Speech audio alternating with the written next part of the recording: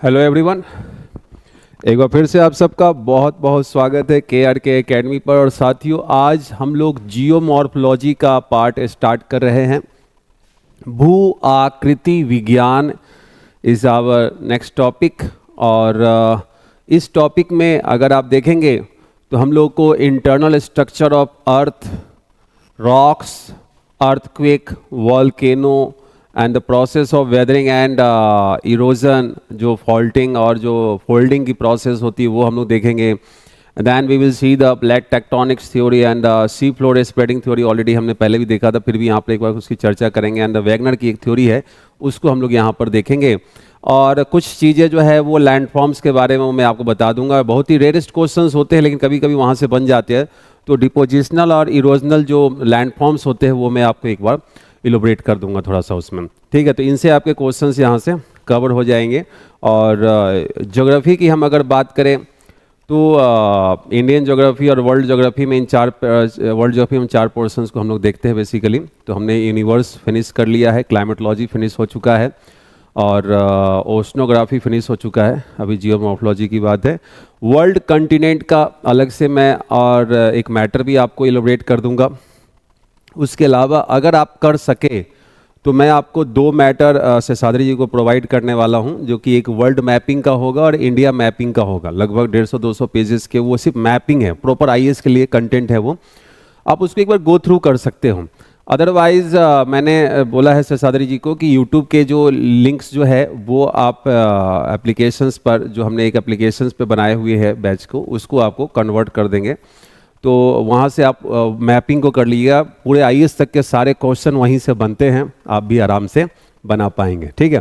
तो चलिए आज हम लोग स्टार्ट कर रहे हैं इंटरनल स्ट्रक्चर ऑफ अर्थ, पृथ्वी की आंतरिक संरचना आज हम लोग देखने जा रहे हैं।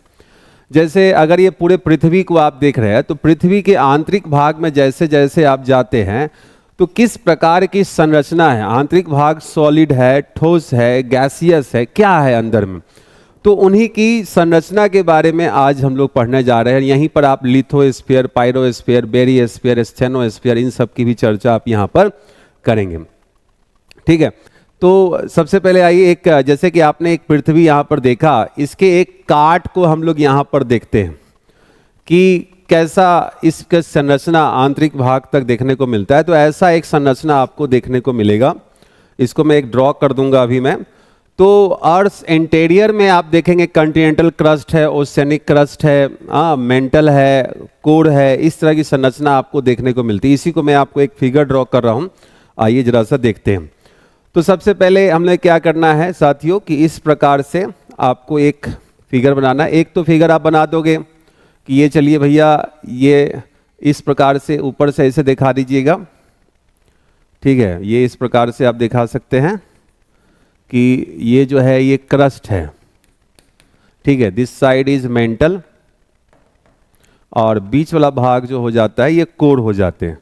पृथ्वी के आंतरिक भाग में ये तीन संरचनाएं आपको देखने को मिलती हैं, ठीक है। पृथ्वी के आंतरिक भाग की हम लोग बात करते हैं। तो अब इसी को एक काट के रूप में अभी हम लोग दिखा रहे हैं यहाँ पर कि कैसे यही पार्टिकुलर भाग जो है आपके सामने देखने को मिलेगा।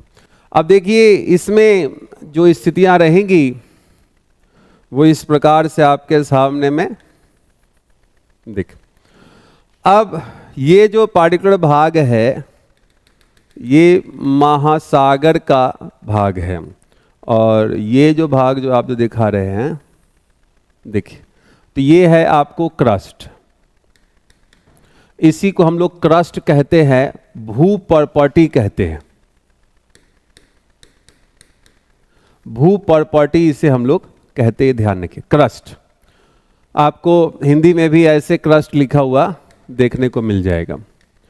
तो अब हमने यहाँ पर एक सी लेवल बना दिया जिसको कि हम लोग कह रहे हैं 0 किलोमीटर। ये सागर तल हो गया। सागर तल निकालना आपको बताया जा चुका है 0 किलोमीटर। तो जैसा कि आप देख रहे होंगे कि इस पार्टिकुलर भाग में महासागरीय क्रस्ट है, और दूसरी तरफ में जो आप जो देख रहे हैं ये वाला भाग जो है ये महाद्वीपीय क्रस्ट है।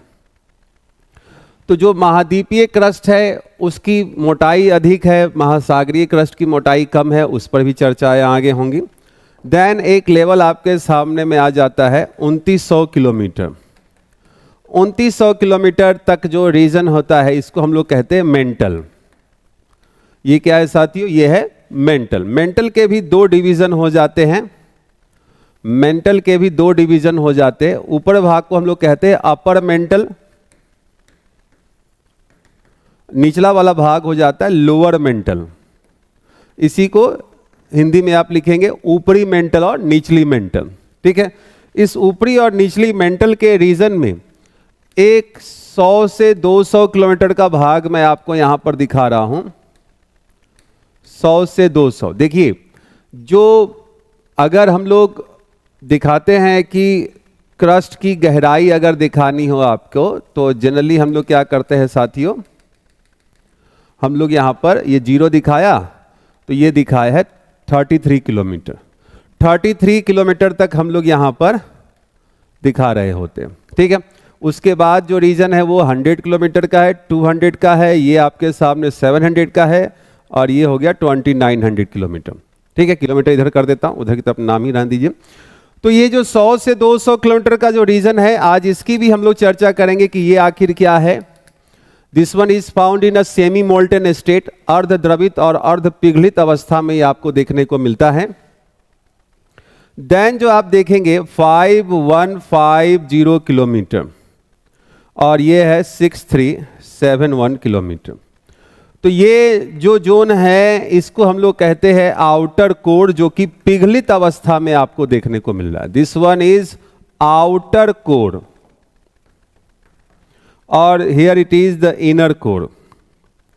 ये क्या है साथियों? तो इसको हम लोग कहते हैं इनर कोर, बाहरी कोर और आंतरिक कोर, और ये दोनों पोर्शन जो हो गए क्या हो गए?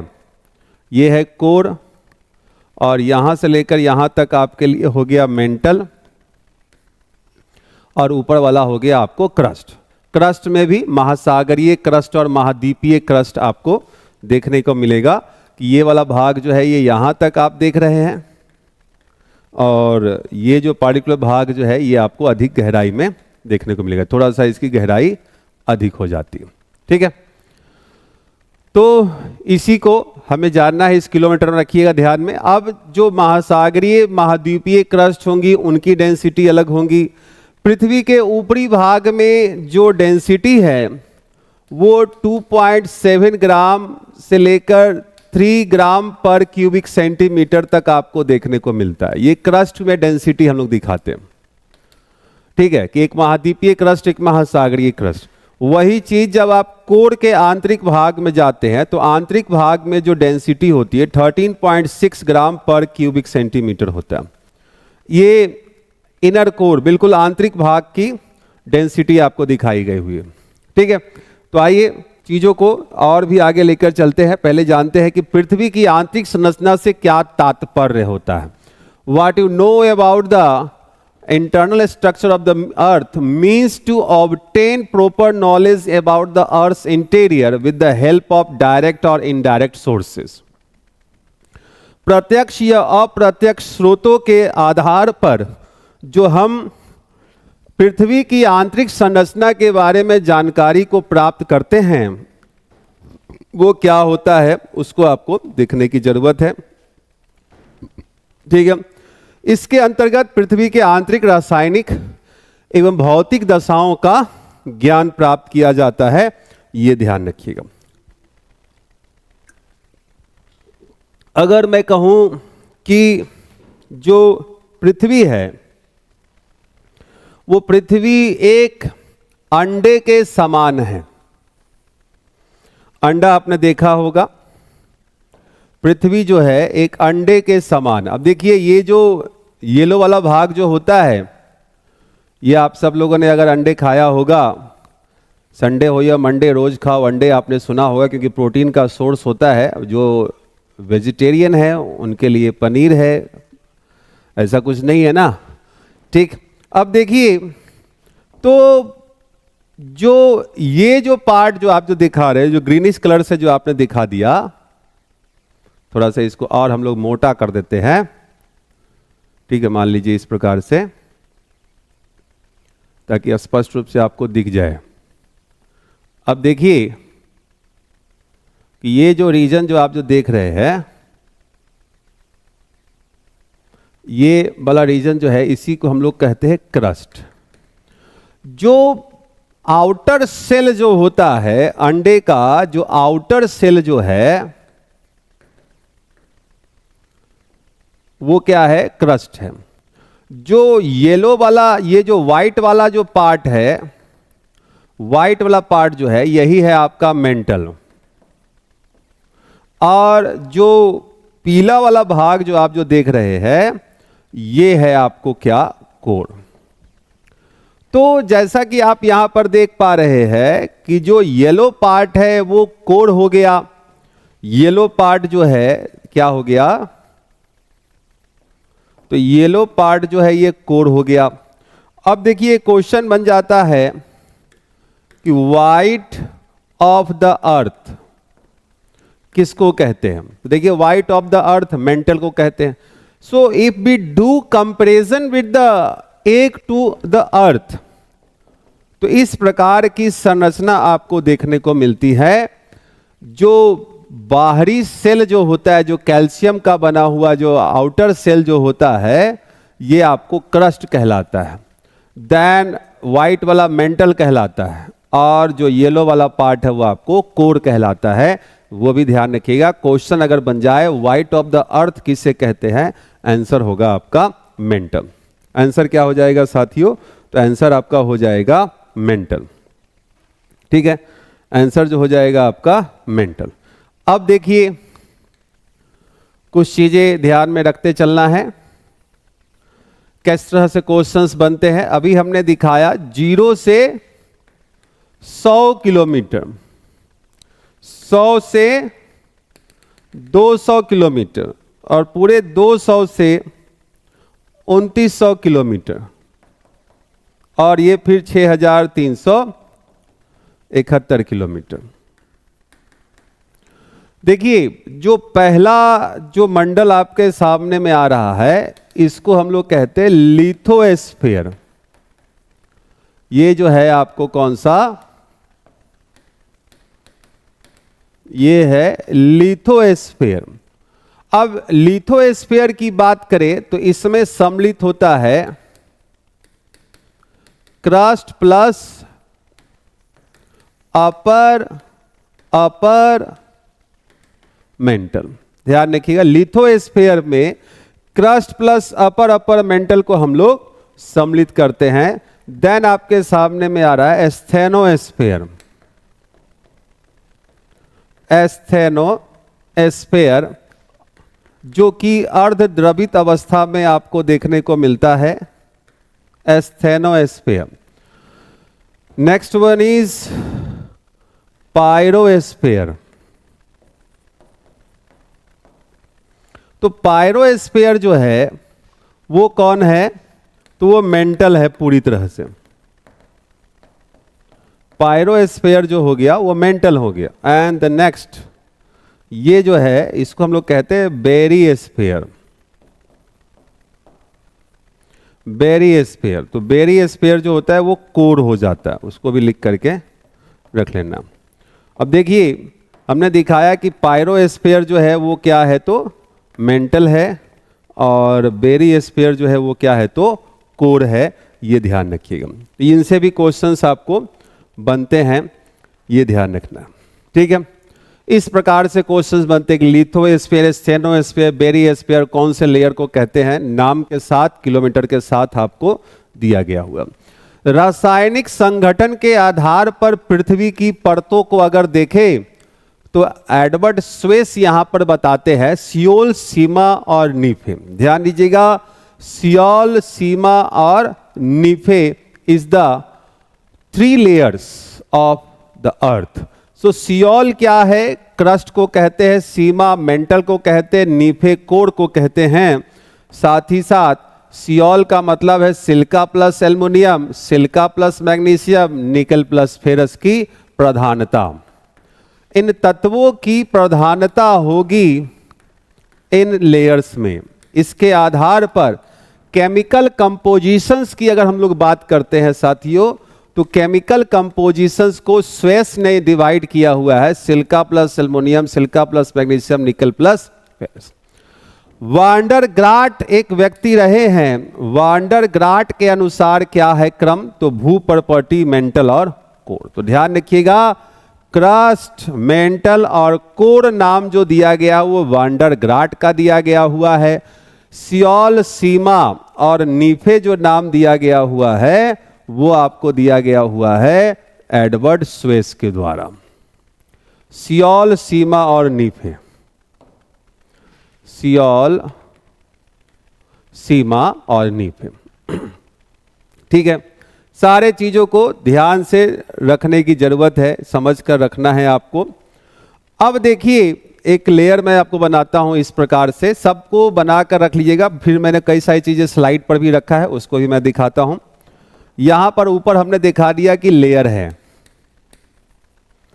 लेयर है। इस पार्टिकुलर भाग में आपने दिखा दिया कि वॉल्यूम, और यहां पर हो गया साथियों मास, मास।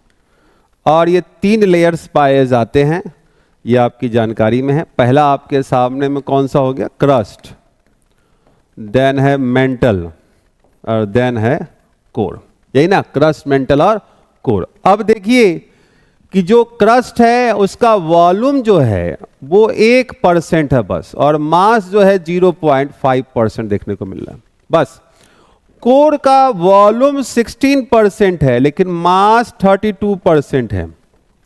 क्यों ऐसा होगा, बिकॉज ऑफ आयरन एंड निकल, क्योंकि इसमें आयरन निकल पाया जाता है तो इसका मास अधिक होता है। अब देखिए जो 16 और 17 हो गया, तो ये आपके सामने में हो गया 83% और ये हो गया 67.5%। टोटल करेंगे, जब टोटल करेंगे तो आपको ये भी 100% हो गया और ये भी 100% हो गया। तो पूरे पृथ्वी में जब हम आयतन की बात करते हैं, जब हम द्रव्यमान की बात करते हैं, तो ये आपके सामने में डाटा निकल कर आता है, इसको भी ध्यान रखिएगा। ठीक है, अगर एक क्वेश्चन बना ले कि पृथ्वी के क्रस्ट में पाए जाने वाले तत्व, elements found in crust of the अर्थ। यहां पर हमने शब्द किया है elements, elements found in earth crust कर दीजिए सीधा। तो सबसे ज्यादा जो एलिमेंट जो पाया जाता है, अगर क्रस्ट की हम बात करते हैं तो साथियों वो आपके सामने में हो जाता है ऑक्सीजन, फिर आपके सामने हो जाता है सिलिका, और फिर हो जाता है आपके सामने में एल्युमिनियम, फिर तो एफ ही आएगा ही आएगा। तो ऑक्सीजन जो है ये आपको मैक्सिमम देखने को मिलता है, इसको याद करके रखिएगा, ये क्रम इंपॉर्टेंट है। ठीक है, ये क्रम इंपॉर्टेंट है। 46.6%, 46.6%। सिलिका की मात्रा की बात करें तो ये है आपको 27.7%, सेकेंड नंबर पर। एल्युमिनियम की बात अगर हम लोग करते हैं तो 8.1%। अगर कभी आपसे क्वेश्चन बन जाए मैक्सिमम मेटल इन क्रस्ट, क्रस्ट में कौन सी धातु सर्वाधिक पाई जाती है, धातु अगर कभी आपसे पूछा जाएगा तो आंसर आपका होना चाहिए एल्युमिनियम, ये ध्यान में रखिएगा, एल्युमिनियम। ठीक है, एफी जो है ये आपको 5% होता है अराउंड में, आप इसको 5% लिख के रख सकते हैं। सेकेंड मेटल यही है, ये सेकेंड मेटल ये हो गया। तो कुछ भी क्वेश्चन बने एटलीस्ट आपको पता होना चाहिए। अगर कुछ और क्रम में आपको लिखवा दूं तो आप CO2 लिख सकते हैं, आप कैल्शियम, सोडियम, ये सब पोटेशियम लिख के रख सकते हैं। कैल्शियम, सोडियम, पोटेशियम काफ़ी है, मतलब इनके क्रम ध्यान में रखिएगा, काम हो जाएगा आपका। ठीक है, क्रम ध्यान में रखिएगा, काम यहाँ से हो जाएगा। ओके, क्लियर है। अगर संपूर्ण पृथ्वी में कौन सा धातु पाया जाता है, अगर ऐसा क्वेश्चन बन जाए कि संपूर्ण पृथ्वी में, whole earth, in whole earth की हम अगर बात करते हैं तो यहां पर जो सबसे पहला नाम आएगा वो आएगा आपको Fe। Fe जो है वो मैक्सिमम आपको देखने को मिलता है और इसका जो परसेंटेज है 34.6%। 34.6%। फिर आपके सामने वही आ जाएगा ऑक्सीजन, फिर आपके सामने में सिलिका, मगर यहां पर एल्युमिनियम की जगह पर मैग्नीशियम आ जाता है। यही आपके क्रम होते हैं। अगर आप नंबर लिखना चाहें तो नंबर भी लिख करके ऐसे रख सकते हैं। देखिए यहां पर थर्ड नंबर में एल्युमिनियम है, वहां पर पहले में Fe चला गया और O2 और सिलिका जो है, ये O2 क्या है, बेसिकली इसको O कर दीजिए, O2 मत कीजिएगा, O कर लीजिए। ठीक है, O2 सही नहीं है, ऑक्सीजन करके दिखाइए एलिमेंट के रूप में, गैस थोड़ी ना है। ठीक है, तो ये ध्यान रखना है, काम हो जाएगा। इनके परसेंटेज उतने याद करने की जरूरत नहीं है, अगर आप चाहे तो लिख के रख सकते हैं, बाकी परसेंटेज याद करने की जरूरत नहीं है। सिलिका आपको 15.2 और 12.7, ये याद करने की जरूरत नहीं है, इनके भी क्रम आपको याद करके रखना है। डाटा सिर्फ एक का याद करके रखिएगा, ये इंपॉर्टेंट है, ये इंपॉर्टेंट है और ये इंपॉर्टेंट है। ठीक है, इसको ध्यान रखिएगा। ये सर्वाधिक धातु जो पाई जाती है, ये भी आपको इंपॉर्टेंट है। चले फिर आगे की ओर चलते हैं और जानकारी हासिल करते हैं आगे कम। पृथ्वी की आंतरिक संरचना के बारे में जानकारी के स्रोत कौन कौन से हैं? What about the sources to find about the knowledge or information about the internal structure of the earth? The first one is the direct sources. पहला आपके सामने में आ रहा है डायरेक्ट सोर्सेज। डायरेक्ट सोर्सेज जो दिखाते हैं कि ज्वालामुखी क्रिया और खनन एवं वेधन की हम बात कर रहे हैं यहां पर। ठीक है, सबसे पहले मैं इसी को आपको डील करता हूं, फिर आगे की ओर चलेंगे। तब तक इसको समझ लीजिए, फिर हम लोग आएंगे अप्रत्यक्ष स्रोत और साधन पर, इनडायरेक्ट सोर्सेस पर। अब देखिए, जब प्रत्यक्ष स्रोत की बात कर रहे हैं और यहां पर हम लोग बात करें वोल्केनिज्म की बात करते हैं, वोल्केनिज्म की बात करते। अब सिंपल सा सोचिए कि एक हमने यहां पर एक वोल्केनो दिखाया, अब इस वोल्केनो से मैग्मा जो है ये बाहर की ओर आ रहा है, मगर पॉइंट ये है कि अब ये मैग्मा कितनी गहराई से नीचे, कितनी गहराई से आ रहा है, इसका आकलन आप नहीं कर सकते हैं। इसका गहराई का आकलन आप नहीं कर सकते कि ये कितनी गहराई से आ रहा है, गहराई का पता नहीं लगाया जा सकता, यही ध्यान रखिएगा। अब ऐसा तो है नहीं कि आप मैग्मा के थ्रू पृथ्वी के आंतरिक भाग में चले जाएंगे और जाकर के देख पाएंगे कि कितनी गहराई से। हो सकता है कि वो मैग्मा 700 किलोमीटर की गहराई से आ रहा हो सकता है कि वो 2900 किलोमीटर की गहराई से आ रहा हो सकता है कि वो 100 किलोमीटर से, हो सकता है कि वो 10 किलोमीटर की गहराई से आ रहा हो। तो आप गहराई का आकलन नहीं कर सकते, इसलिए ये जो है उतना ऑथेंटिक सोर्स नहीं है। ज्वालामुखी जो है इससे हमें पता तो चलता है, क्योंकि जो लावा जो निकलेगा, लावा या मैग्मा की जब हम बात करते हैं तो इनसे हमें पता चलता है कि हाँ तत्व कौन से होंगे, मगर ये पूर्णतः पता नहीं चल पाता है कि ये कितनी गहराई से आ रहे हैं, इसका आइडिया नहीं लगा सकते। तो ये वोल्केनिज्म जो है ये ध्यान रखिएगा। सेकेंड आपके सामने में आता है drilling, drilling and mining. Drilling and mining की चर्चा करें। अब एक रसिया में, रूस में एक जगह है कोला प्रायद्वीप। रूस में एक जगह है कोला प्रायद्वीप, यहां पर रसिया ने एक ड्रिलिंग किया। इस भाग में रसिया ने क्या किया, तो ड्रिलिंग किया। और ड्रिलिंग कितने किलोमीटर का किया, 12.6 किलोमीटर मैक्सिमम। आज तक के इतिहास में जो ड्रिलिंग की गई हुई है यही मैक्सिमम है, क्योंकि कोला प्रायद्वीप जो है ये आर्कटिक सर्कल में आता है।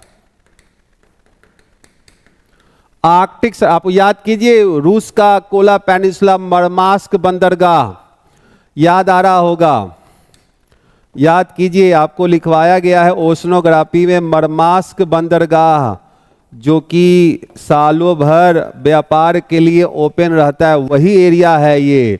यहीं पर ड्रिलिंग किया गया 12.6 किलोमीटर का, मगर इससे नीचे ड्रिलिंग भी नहीं की गई, क्योंकि निचले भाग में बहुत ही कठोर चट्टानें, तो इसका भी ज्यादा आइडिया नहीं।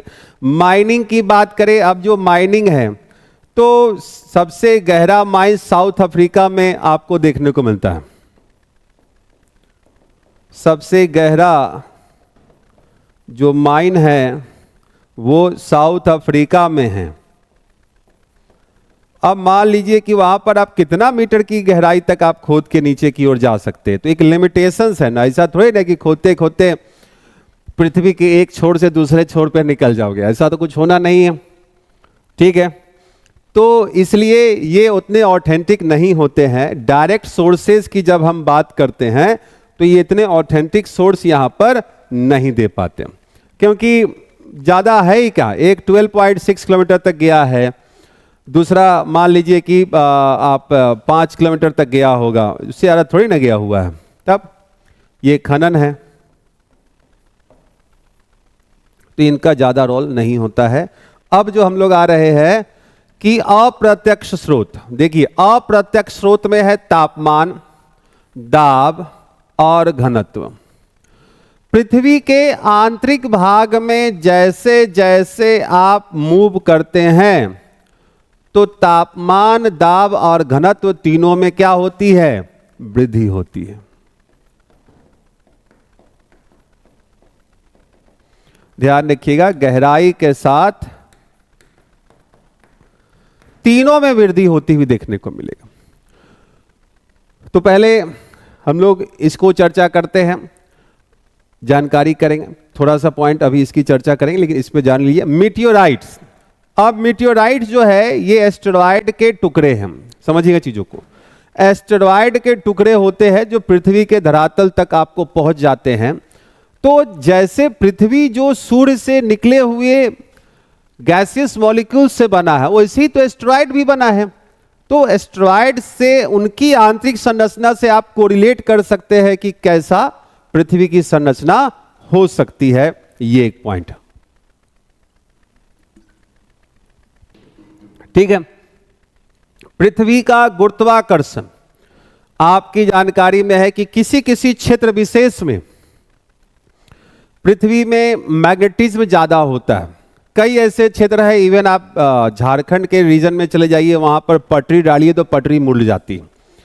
तो अगर मान के चलिए कि किसी एक क्षेत्र विशेष में, आपको मैं समझा रहा हूं, जैसे कि यह कोई एक क्षेत्र है, अब यहां पर आयरन की ज्यादा मात्रा है, यहां पर सिर्फ सिलिका की मात्रा ज्यादा है, तो दोनों में अंतर है ना, आयरन मात्रा ज्यादा है तो इस वाले भाग विशेष में ग्रेविटेशनल फोर्स और मैग्नेटिज्म ज्यादा होगा।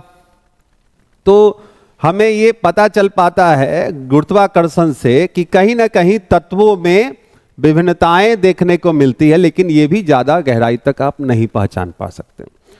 तो उल्का पिंड से भी आपको पता चल गया कि उल्का पिंड जो गिरा, इसकी संरचना जो है वो पृथ्वी के समान है। पृथ्वी के समान आपने संरचना दिखा दिया, उल्का पिंड की भी हम लोग बात करते हैं तो, और गुरुत्वाकर्षण बल की भी हमने चर्चा कर लिया, ठीक है। भूचुंबकत्व, जियोमैग्नेटिज्म, जो कि इससे ही जुड़ा हुआ है उस भाग विशेष में। अब एक पॉइंट होता है, नोट करके रखना है, वो है भूकंपीय तरंगे। यहां से क्वेश्चन बनता, सबसे महत्वपूर्ण स्रोत जिसके आधार पर पृथ्वी की आंतरिक संरचना निर्धारित की गई हुई है, So what about the sources by which we can get the information of internal structure of the earth? It would be seismic waves. So always remember, seismic waves जो है यही आपको प्रत्यक्ष अप्रत्यक्ष जानकारी के स्रोत के रूप में आपके सामने में होता है, क्योंकि भूकंप भी अगर देखें तो आपको बतला कर नहीं आता है, ऊपर से दिखाई थोड़ी ना दे रहा है, तो यह अप्रत्यक्ष स्रोत में ही हम लोग इसको रखते हैं, ध्यान रखिएगा। तो यही नेक्स्ट यहां पर आपके सामने में आता है भूकंप। तो पृथ्वी की आंतरिक भाग की जानकारी का सबसे महत्वपूर्ण स्रोत जो है भूकंप होता है, और ये आपका नेक्स्ट टॉपिक है, सेकंड नेक्स्ट टॉपिक। इसके बाद मैं रॉक्स कराऊंगा, फिर उसके बाद भूकंप कराऊंगा, ठीक है। अभी हम लोग जानकारी हासिल करते हैं तापमान, दाब और घनत्व के बारे में। यहां से भी क्वेश्चंस आपको पूछे जाते हैं। आइए, तापमान के आधार पर पृथ्वी के विभिन्न परतों को और संरचना को हम लोग यहां पर देखते हैं। हमें जानकारी में है कि पृथ्वी की सतह से केंद्र की ओर गहराई के साथ जाने पर तापमान में क्या होती है, वृद्धि होते जाती है, किंतु तापमान की वृद्धि की दर कम होते जाती है, और ताप वृद्धि की यह दर भूतापीय प्रवणता कहलाती है। ये इंपॉर्टेंट है, ध्यान रखिएगा सभी लोग, भूतापीय प्रवणता कहलाती है। जियोथर्मल ग्रेडियंट हम लोग इसको कहते हैं, ठीक है, जियोथर्मल ग्रेडियंट इसे हम लोग कहते हैं, ये ध्यान रखिए, जियोथर्मल ग्रेडियंट।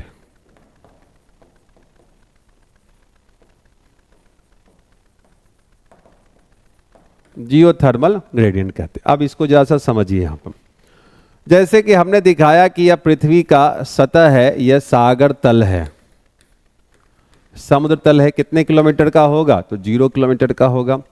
0 किलोमीटर से लेकर जब आप गहराई के साथ नीचे की ओर जाते हैं तो क्या स्थिति बनती है, जरा सा देखिए। सबसे पहले आपके सामने में आ रहा है 8 किलोमीटर। तो 8 किलोमीटर तक जो तापमान के वृद्धि की दर है, देखिएगा, तापमान के वृद्धि की दर जो है ये है 1 डिग्री सेल्सियस। ये है आपको साथियों 1 डिग्री सेल्सियस पर 32 मीटर। 1 डिग्री सेल्सियस पर 32 मीटर ये तापमान की वृद्धि की दर आपको दिखाई गई हुई है टिल 8 किलोमीटर, 8 किलोमीटर की गहराई तक, 8 किलोमीटर की गहराई तक दिखाया। अब इसके बाद आप आ जाइए, नेक्स्ट जो आते हैं हम लोग 100 किलोमीटर, 100 किलोमीटर, और 100 किलोमीटर तक जो रेट है वो है, फिर हम लोग आ जाते हैं इसको 1200 किलो, ये 12 डिग्री सेल्सियस पर किलोमीटर कर लीजिए, ये रेट है, ये सब रेट है, आपको दिखाना है। इसको थोड़ा सा और नीचे की ओर कर देते हैं। अब देखिए आ रहा है 100 हो गया, अब कर लीजिए 300 किलोमीटर। 300 किलोमीटर तक जो रेट है वो है आपको 2 डिग्री सेल्सियस पर किलोमीटर, और इसके बाद है 1 डिग्री सेल्सियस पर किलोमीटर। इसको मार्क कर लेते हैं जरा। अब आप देखिए तो आपको स्पष्टता के साथ देखने को मिल रहा होगा कि गहराई में वृद्धि के साथ तापमान के वृद्धि की दर कम होते जाती। ध्यान रखिए, गहराई के साथ जाने में तापमान में वृद्धि होती है, किंतु तापमान की वृद्धि की दर कम होते जाती है। यहां से क्वेश्चंस बनते हैं, ये याद करके रखिएगा। और यहां पर भी आपने देखा कि कैसे टेम्परेचर वृद्धि की दर जो है, दर कम होते जाती, दर जो है ये आपको कम होते जाती है, ये है। तो ये प्रॉपर यूपीएससी में ही पूछा जा सकता है, सीएपीएफ में भी ऊपर वाला है, बस यही आपके लिए इंपॉर्टेंट मैं मार्क कर रहा हूं।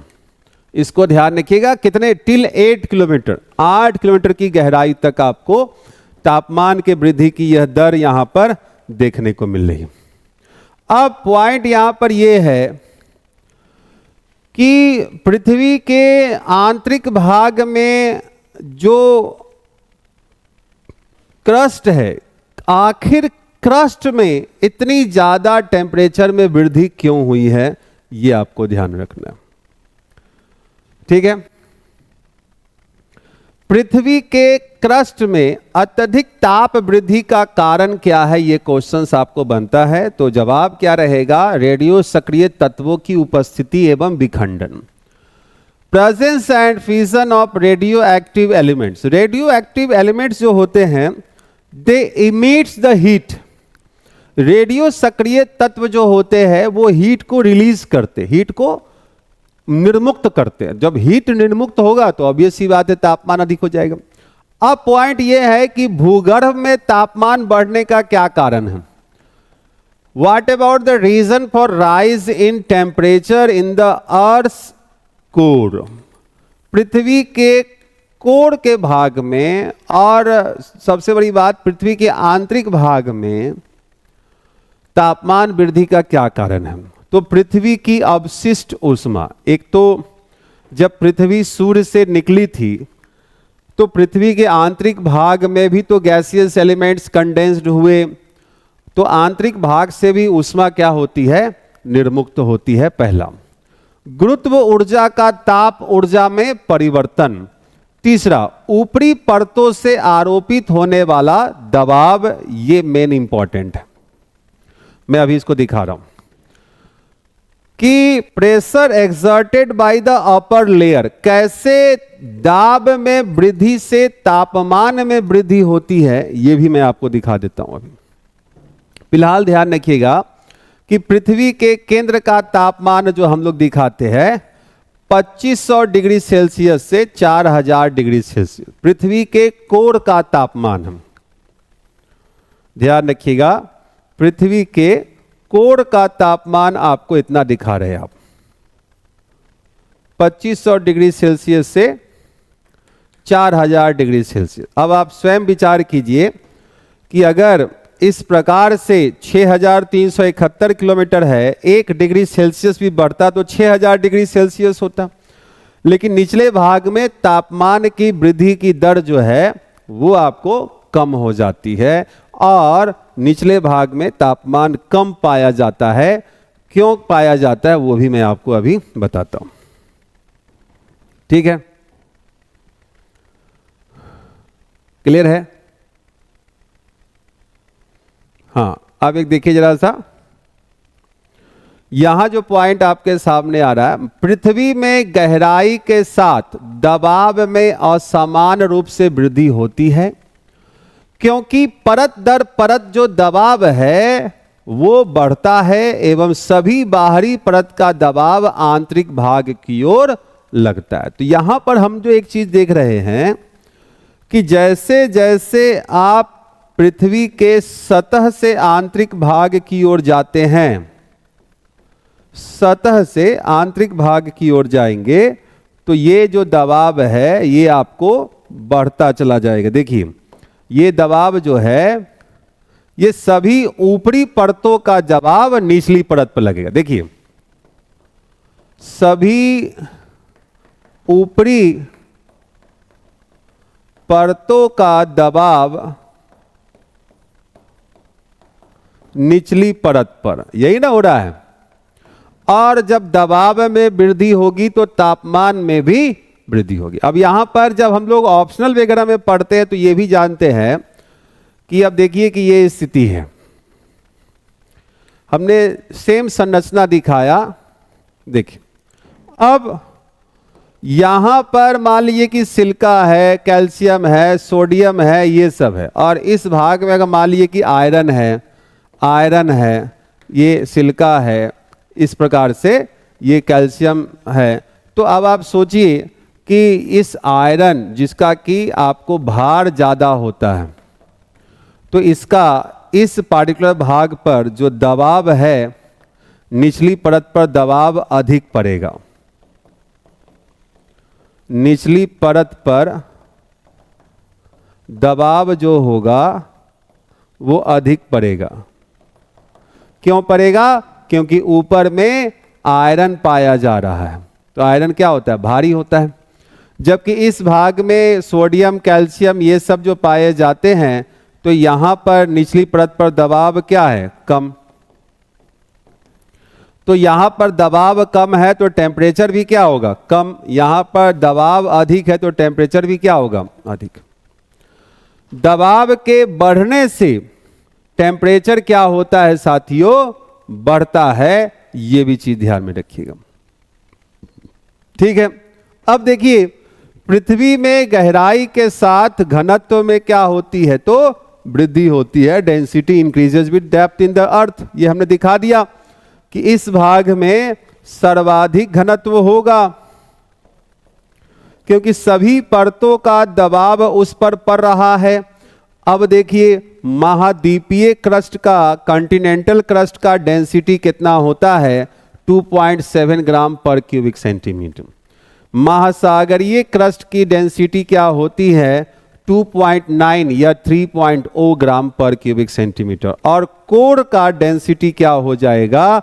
13 से 13.6 ग्राम पर क्यूबिक सेंटीमीटर।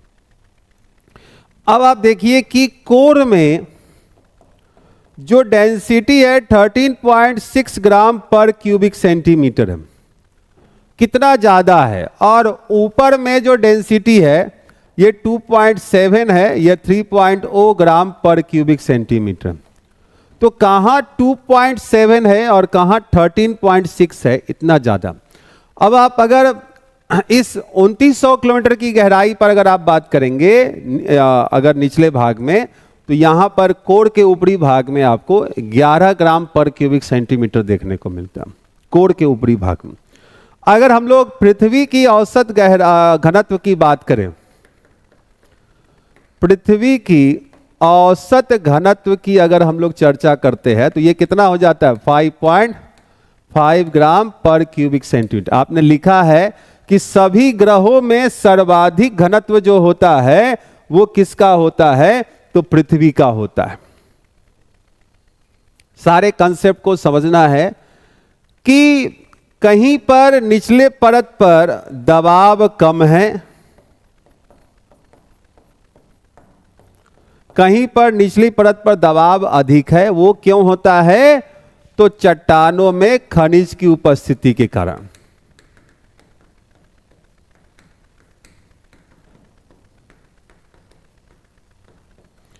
कौन से तत्व पाए जा रहे हैं, उन तत्वों पर भी कई भागों में निर्भर करता है कि क्या डेंसिटी होगी, क्या दबाव पड़ेगा, नहीं पड़ेगा।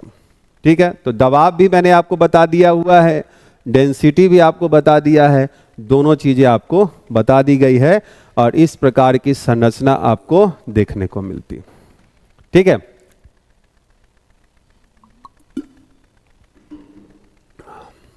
क्लियर है?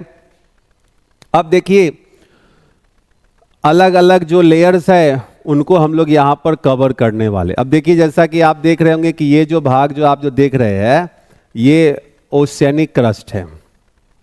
ये जो भाग जो आप जो देख रहे हैं ये आपके सामने में कॉन्टिनेंटल क्रस्ट है। तो कॉन्टिनेंटल क्रस्ट का थिकनेस ज्यादा है ना, ओशियनिक क्रस्ट की थिकनेस कम है। आइए इसी पर मूव करते हैं।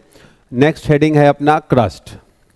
क्रस्ट जिसको कि हम लोग सियोल कहते हैं, ठीक है, जिससे कि हम लोग सियोल कहते हैं। वो एक संदर्भ हमने स्वेस का दिखाया, मगर अब जरा सा ध्यान दीजिएगा, महाद्वीपीय क्रस्ट आपके सामने में है और महासागरीय क्रस्ट आपके सामने दिया है। दो ही क्रस्ट है ना, जो पहला इसका इंग्लिश भी हमने रखा हुआ है कॉन्टिनेंटल क्रस्ट और ओशियनिक क्रस्ट, सेम चीज। So average thickness is 40 to 70 kilometre and the average thickness is 10 to 30 kilometre. आप देख रहे हैं कि थिकनेस कैसे यहां पर कम देखने को मिल रहा है। यहां पर मैं एक चीज बता दूंगा आपको, देखिए होता क्या है, ऐसी स्थिति होती, जो भाग जितना ज्यादा ऊंचा होता है उसका 9 गुना भाग नीचे होगा, यही होगा, ऑब्वियस सी बात है। तो आप सोचिए कि 8,848 मीटर की ऊंचाई है, कहां पर? माउंट एवरेस्ट पर, एशिया। तो यही वो भाग है जो इसका 9 गुना भाग नीचे भी देखने को मिलेगा। तो लगभग आप देखेंगे कि लगभग 75 से 80 किलोमीटर ये भाग जो है नीचे आपको देखने को मिलता है गहराई में। तो सर्वाधिक मोटाई अगर कभी भी आपसे पूछी जाए, सर्वाधिक मोटाई संपूर्ण विश्व में, संपूर्ण विश्व में क्रस्ट की सर्वाधिक मोटाई कहां पर है? तो वह है माउंट एवरेस्ट, एशिया में। ध्यान रखिएगा। क्लियर है? मैक्सिमम थिकनेस इन क्रस्ट अगर पूछा जाए तो वो आपको हो जाएगा कहां पर? वो आपको हो जाएगा एशिया में। अब ये जो भाग है, अब ये देखिए, ये तो भाग समुद्री है। अब यहां पर अधिक घनत्व तो होने के कारण यहां पर घनत्व जो है अधिक है, क्योंकि ये बसाल्टिक चट्टानों से बना हुआ है। ये जो है साथियों, ये बना है बसाल्टिक चट्टान से, ये बना है, सिलिका की मात्रा अधिक है इसमें। तो ये ग्रेनाइटिक चट्टान है। महाद्वीपीय भाग जो होते हैं वो ग्रेनाइटिक चट्टानों से बने होते हैं। तो बसाल्टिक चट्टान जो होता है वो भारी होता है, ग्रेनाइटिक चट्टान जो होते हैं हल्के होते हैं, और इस कारण से ये इतना छोटा सा भाग इतने बड़े भाग को आइसोस्टेसी, समस्थिति की दशा बनाकर रखता है। समस्थिति की दशा बनी रहती है। आइसोस्टेसी यहां पर हम लोग आपको चर्चा कर रहे हैं। आइसोस्टेसी, इक्विलिब्रियम यहां पर बना रहेगा। ठीक है? क्यों? तो दोनों का भार बराबर होना चाहिए। हाँ, भार क्या रहेगा? दोनों का बराबर रहेगा। ठीक है? तो एक में घनत्व अधिक है, दूसरे में सिलिका की मात्रा अधिक है, तो घनत्व यहां पर क्या है? कम है। आइए, इसी चीज को मैं यहां दिखा रहा था। अब देखिए, एक को हम लोग कहते हैं सियोल, दूसरा को हम लोग कहते हैं सीमा। ठीक है? ये ध्यान में रखिएगा, इसको हम लोग कहते हैं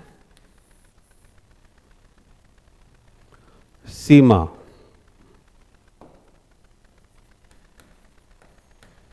सीमा एक जो है आपको बसाल्टिक चट्टानों से बना है, दूसरा ग्रेनाइटिक चट्टानों से बना है। इसमें हाई सिलिका कंटेंट है, इसमें जो है फेरोमैग्नीशियम की मात्रा अधिक है। इसमें आपको फेरोमैग्नीशियम की मात्रा अधिक है। प्रोपोर्शन ऑफ, ऐसा कर लीजिए, मैक्सिमम प्रोपोर्शन ऑफ फेरोमैग्नीशियम। डेंसिटी देख लीजिए 2.9 ग्राम। वेट इसका हाई रहेगा और कलर इसका लाइट है। Weight light density 2.7 gram. अब देखिए, continental crust and oceanic crust are divided by the Conrad discontinuity. ये भी आपको एक पॉइंट यहां पर लिखकर दिया गया हुआ है। तो ध्यान रखना है कि एक में सिलिका की मात्रा अधिक है, दूसरे में फेरोमैग्नीशियम की मात्रा अधिक है।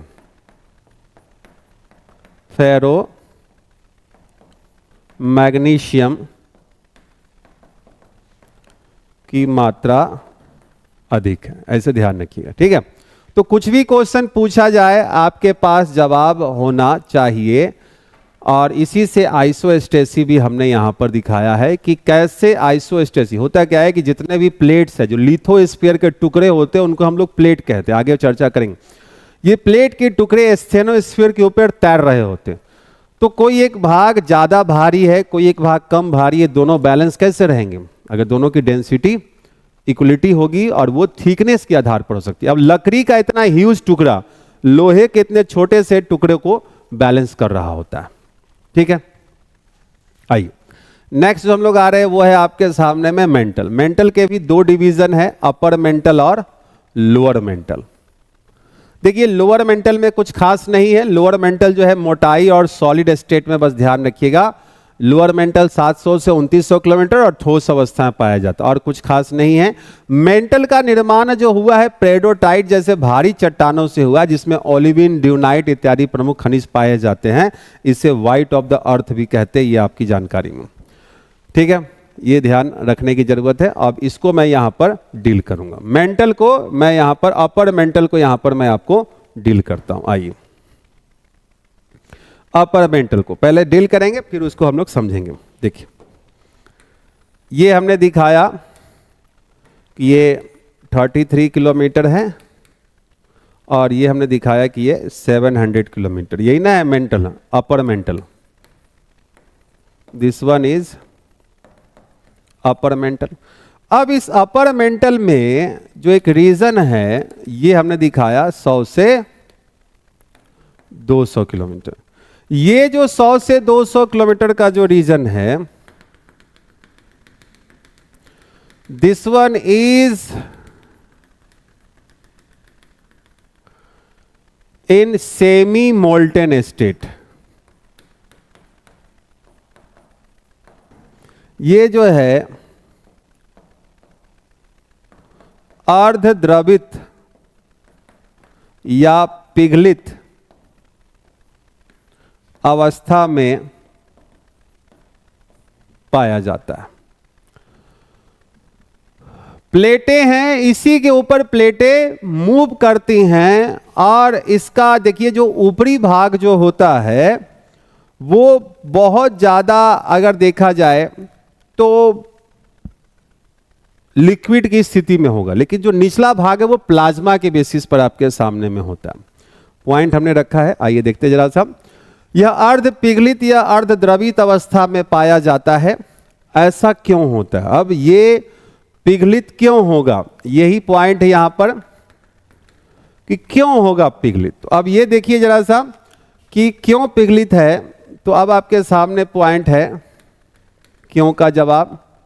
रेडियो सक्रिय पदार्थ से उत्सर्जित ताप ऊर्जा के कारण यहां उपस्थित चट्टानों के खनिज पिघल जाते हैं तथा शेष ठोस भाग पिघले पदार्थों के साथ लिपटकर एक चिपचिपा आवरण बनाते हैं।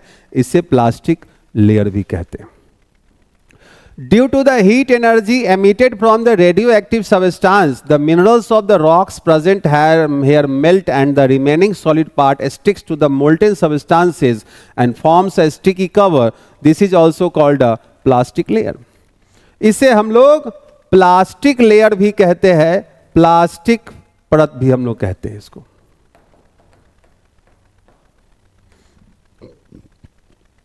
ठीक है, मोटाई आपने देख लिया 100 से 200 किलोमीटर। अब जो मेन पॉइंट है वो ये कि it is called low velocity zone. इसे निम्न वेग का मंडल कहते हैं। यहां से क्वेश्चन बनते हैं, निम्न वेग का मंडल क्यों कहते हैं? क्योंकि इस भाग में जब भूकंपीय तरंगे प्रवेश करती है तो उसकी गति कम हो जाती है।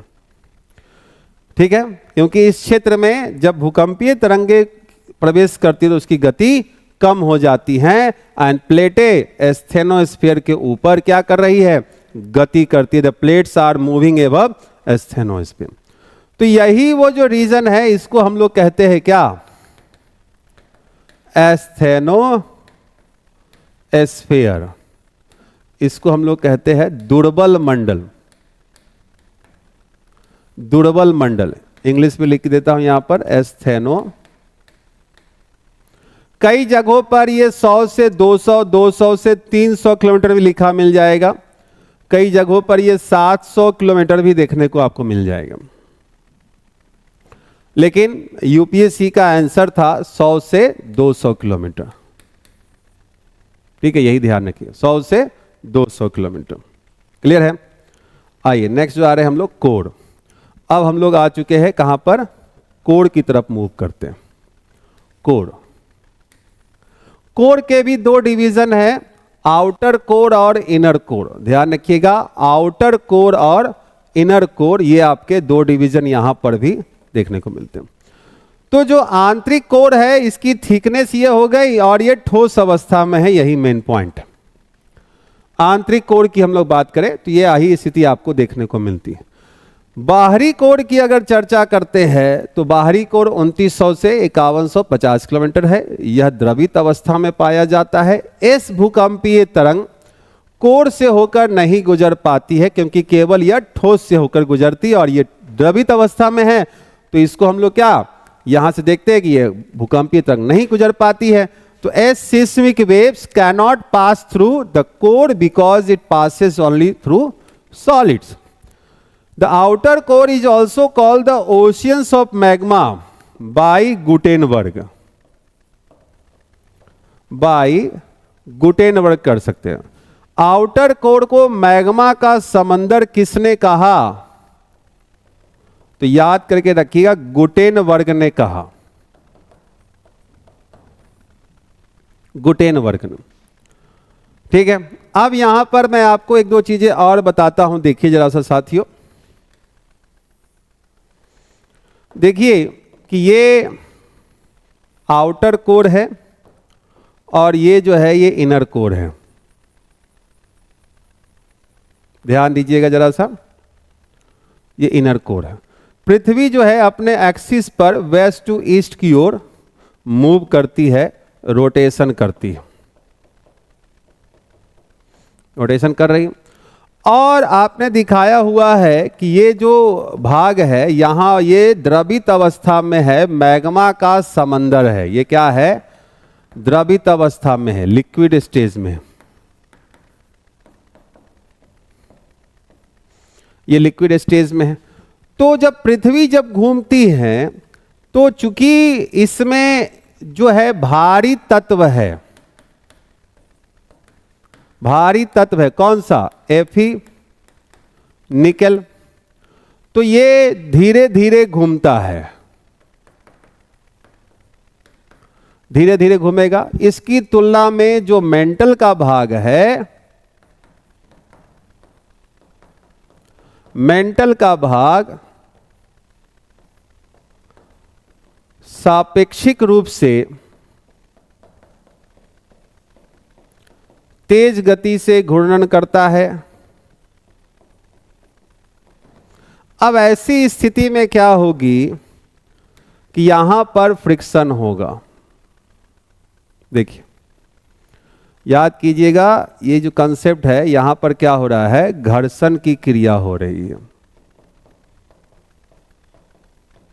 ठीक है, इसके अलावा इस पार्टिकुलर भाग में भी घर्षण की क्रिया हो जाएगी क्योंकि ये भी भाग ज्यादा सॉलिड है। ये और इससे भी धीरे घूमेगा और ये इससे तेज, ये इससे तेज। ठीक है, क्लियर है? अब ऐसे में जब घर्षण की क्रिया होती है तो यहीं पर आपको वेव्स बनने शुरू हो जाते हैं। यहां पर आप देखेंगे इस प्रकार से ये वेव्स बनते हैं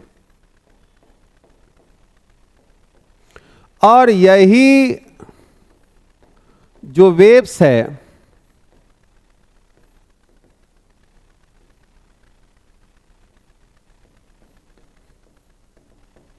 ये ऐसे देखिए, ये संवहनीय धाराएं बन रही है। ये क्या बन गई? संवहनीय धाराएं बन गई, कन्वेक्टिव करंट्स बन गया। And these convective currents are responsible to generate gravitational force and magnetism inside the earth. पृथ्वी के आंतरिक भाग में गुरुत्वाकर्षण बल एवं भूचुंबकत्व की उत्पत्ति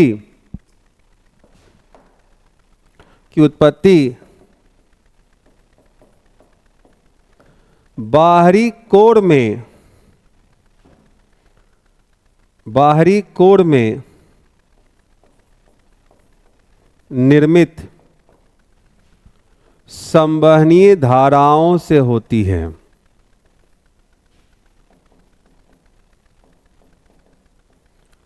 संवहनीय धाराओं से होती है, ध्यान रखें। तो बेसिकली क्या होता है कि सबसे पहले तो हमने दिखाया कि यहां पर एक ग्रेविटेशनल फोर्स का निर्माण होगा। पृथ्वी की गुरुत्वाकर्षण शक्ति जो है वो इसी से बनती है।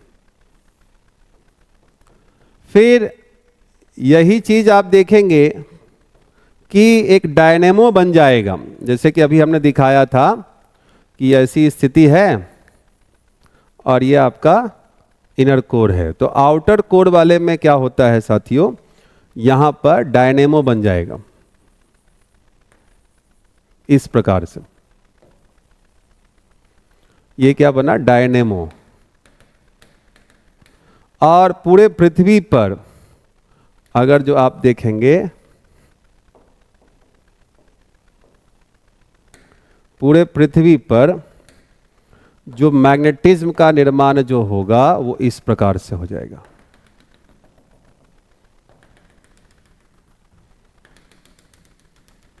क्योंकि ये एक डायनेमो का ऐसा वर्क करेगा, ध्यान रखिएगा। ये नॉर्थ हो गया, ये साउथ हो गया, इस प्रकार से।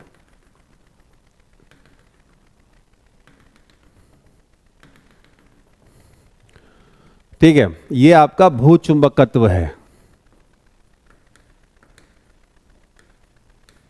ये भूचुंबकत्व है, जियोमैग्नेटिज्म मैं आपको बता रहा हूं, ज्यादा डिटेल्स नहीं, ये सब मेंस ऑप्शनल में मैं बेसिकली पढ़ाता हूं, तो थोड़ी बहुत जानकारी रहेगी तो आप इसको वर्क कर पाएंगे। इसलिए आप देखते हैं कि पोलर रीजन में जब सोलर फ्लेयर्स यहां से एंट्री करता है, तो जब इस भाग से सोलर फ्लेयर्स एंट्री करेगा, रेडियो आपको ये क्या इलेक्ट्रोमैग्नेटिक वेव्स जब आते हैं तो यही आयन से यहां पर टकराएगा और अरोरा की उत्पत्ति होती है। ये 2024 यूपीएससी आईएएस का क्वेश्चन है। ठीक है, आइए एक जो आपको लास्ट बता रहा हूं वो रहेगा डिसकंटिन्यूटी जोन। डिसकंटिन्यूटी जोन असंबद्धता, असंगतता या असांतत्य का क्षेत्र। ठीक है,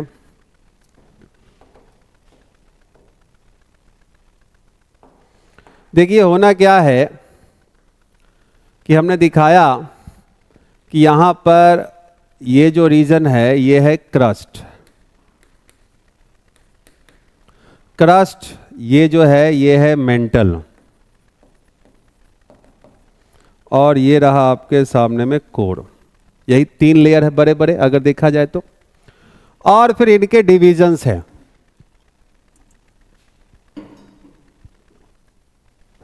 फिर इनके डिविजन्स हैं कौन कौन से, देखिए। तो क्रस्ट में ये कॉन्टिनेंटल क्रस्ट है, ये ओसेनिक क्रस्ट है, ये आपको अपर मेंटल है, ये अपर मेंटल है, और ये आपको लोअर मेंटल है। And this one is outer core और इनर कोर। ये हो गया। और फिर इनके लेयर्स आपको अलग हो गए। देखिए यही है ना, बेसिकली यही आपको लेयर्स देखने को मिलेंगे।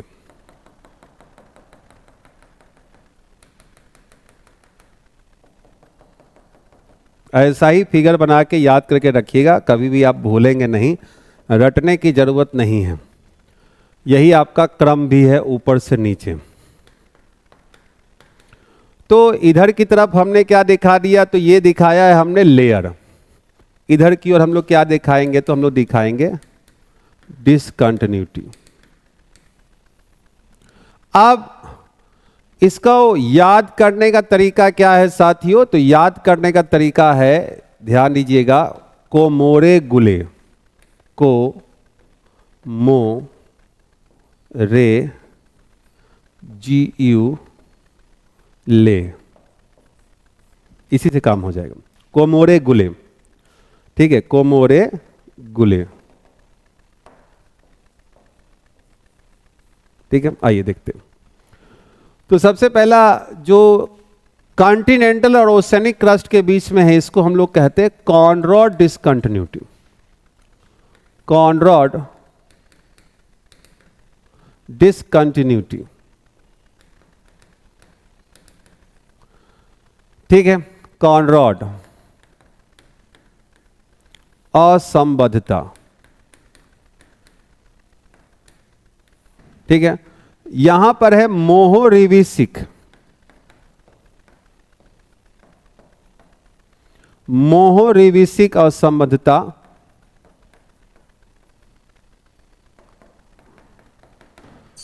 बेसिकली अगर देखा जाए तो ये आपको मोहो डिसकंटिन्यूटी क्वेश्चन आता है। मोहोरिविसिक पूरा नाम मैंने लिख दिया है, लेकिन आएगा ये मोहो, ओनली मोहो, ठीक है।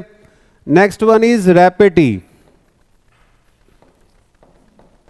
रैपेटी, Repetti discontinuity.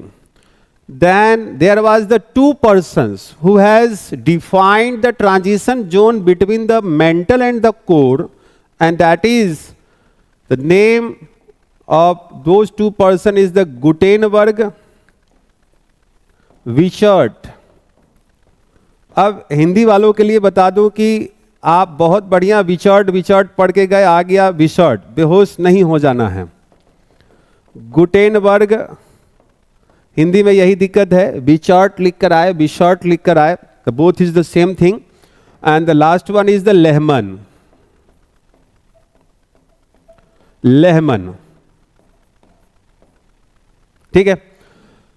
So from the top to bottom, from the crust to core, we are seeing here the Conrad, Moho, Rapeti, Gutenberg and the Lehman discontinuity, and these discontinuities are the transition zone between the two different layers. It's just because of the different density and their different characteristics. Okay, तो ये पृथ्वी के आंतरिक भाग में आपको discontinuity zone बताया गया है, इसके द्वारा लेयर्स की खोज की गई हुई है। और आपको मैंने क्या बताया है कि सबसे बेहतर सोर्स कौन सा है to get the information of internal structure of earth, that is the seismic waves. Because the seismic waves जब मूव करते हैं फ्रॉम टॉप टू बॉटम, तो जैसे जैसे वो गहराई के साथ जाते हैं, पहले आएगा स्टेनोस्फीयर, उसकी स्पीड कम हो गई, डायरेक्शन, जब भी ज्यादा घनत्व वाले से कम घनत्व वाले में जाएंगे तो डायरेक्शंस और स्पीड दोनों चेंज होते हैं। और कम घनत्व से अधिक घनत्व में जाइएगा, फिर से वहां पर क्या होगा, डायरेक्शंस चेंज हो जाएंगे। So from the seismic waves we are known to about the internal structure of the earth. तो यही है आपका ये टॉपिक आज का, internal structure of the earth.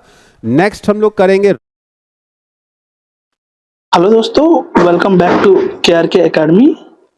तो आज हम इस वीडियो में कोर्स आपको कैसे परचेस करना है एक बार क्लियरली मैं आपको एक्सप्लेन करूंगा। मैंने रिसेंटली जो हमने full course assistant commandant CAPF assistant commandant की जो एग्जाम है, तो उसके लिए एक कोर्स लॉन्च किए हैं, फुल कोर्स। तो वो आपको कैसे परचेस करना है देखते हैं हम। तो आपको पहले क्रोम पे जाना है, गूगल क्रोम पे, वहां पे आपको KRK Academy .in करके टाइप करना है। जैसे आप टाइप करोगे तो यहाँ पे दिख रहा है आपको, देखिए KRK Academy .in करके वेबसाइट है, इसमें आपको क्लिक करना है। क्लिक करते ही आपको कंप्लीट देखिए KRK Academy का वेबसाइट ओपन होगा। आपको यहाँ पे देखिए टॉप में आपको डाउनलोड ऐप करके है, एंड्रॉइड का सिंबल है डाउनलोड ऐप, तो इस पे क्लिक करना है आपको। क्लिक करने के बाद आपको यहाँ पे दिख रहा है आपको KRK Academy करके है, तो इसको इंस्टॉल करना है आपको।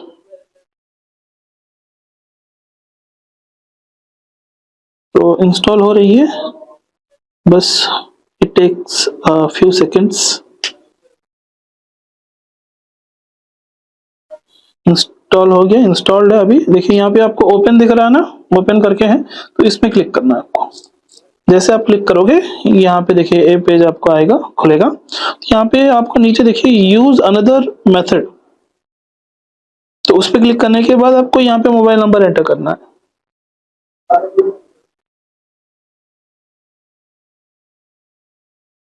मोबाइल नंबर एंटर कर लिया, नीचे देखिए प्रोसीड सिक्योरली करके हैं, तो इस पे क्लिक करना है, इस बटन पे।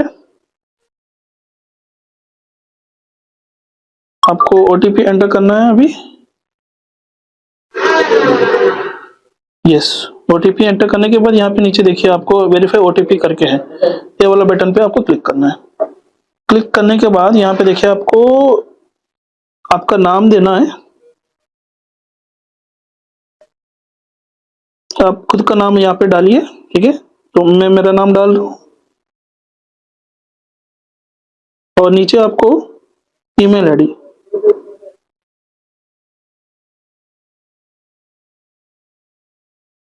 ईमेल आईडी डालना है आपको। जो आपका रजिस्टर ईमेल आईडी है तो उसी को डालना है।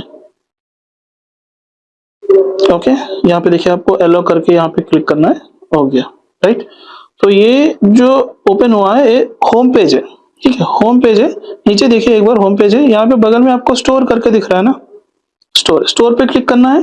स्टोर पे क्लिक करने के बाद यहाँ पे देखिए आपको CAPF, नीचे CAPF AC फुल कोर्स करके है 1 ईयर वैलिडिटी का, तो यहाँ पे आपको क्लिक करना है उस पे क्लिक करने के बाद आपको यहाँ पे नीचे बाय करके ऑप्शन है, यस, बाय नाउ पे क्लिक कीजिए।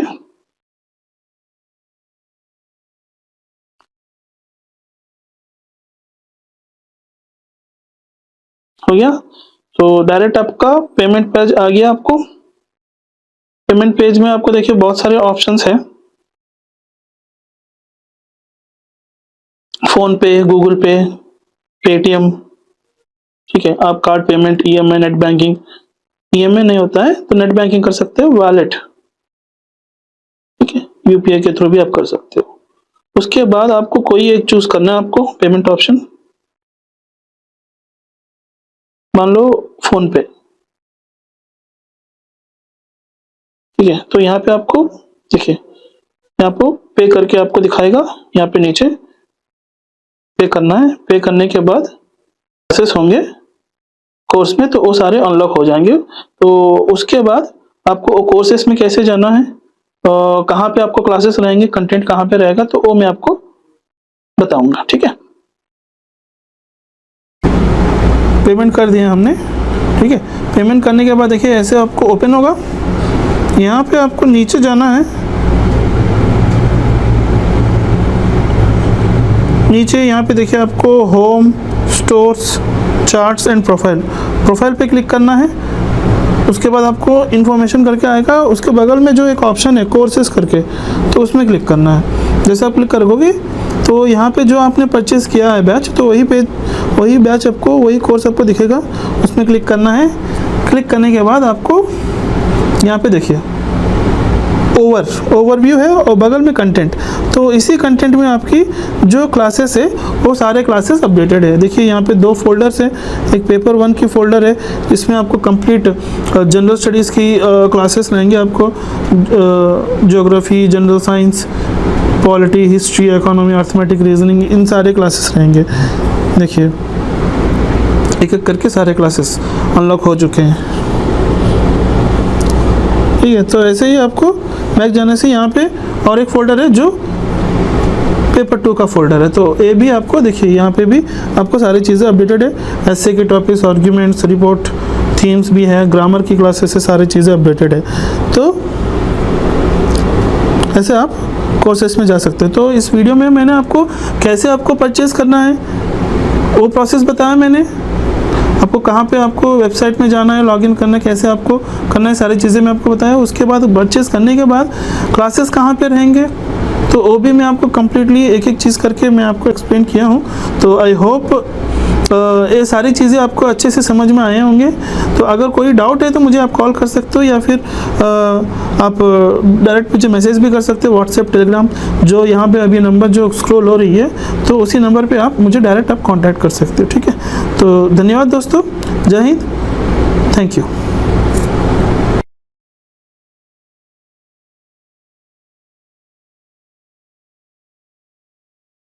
Rocks, earthquake, volcano and some other. फिर मिलते हैं नेक्स्ट क्लास में। आज के लिए इतना ही, तब तक के लिए नमस्कार, धन्यवाद।